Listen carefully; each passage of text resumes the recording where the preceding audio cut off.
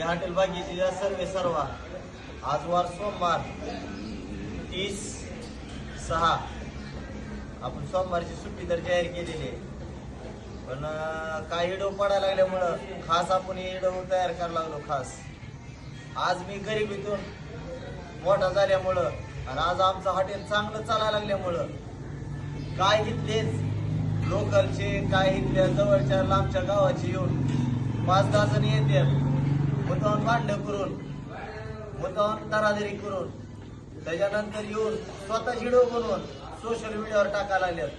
कारण की हॉटेल बदनाम व्हावं, या हॉटेलचं नाव जे पुढे चाललंय ते कसं बदनाम होईल, एखादा गरीब कसा वरी चाललेला आहे त्याला कसं खाली आणायचं, त्यासाठी सगळ्यांनी आम्हाला त्रास द्यायला चालू केलेला आहे.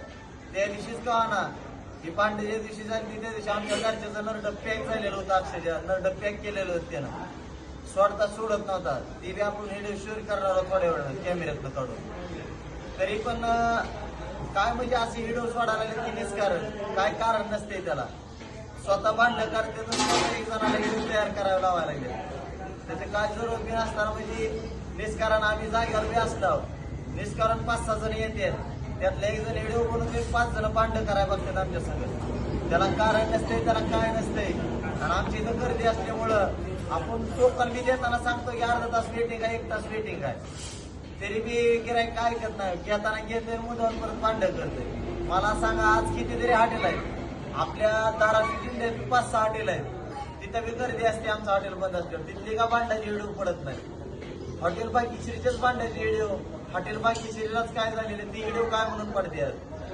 कारण की हॉटेलचं नाव बदनाम करून हॉटेल कसं लवकर बंद करण्यात येईल, एखादा गरीब एखादा मराठी उद्योजक कसा पुढे चाललाय त्याला कसं खाली खेचायचं, ह्या प्रयत्नानं प्रत्येक व्हिडिओ माझा टाकायला लागले, व्हायरल करायला लागले.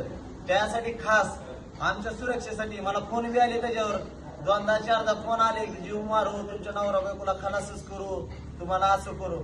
त्याच्यासाठी खास आम्ही 3 बाउन्सर लावलेले आहेत आमच्या सुरक्षेसाठी खास.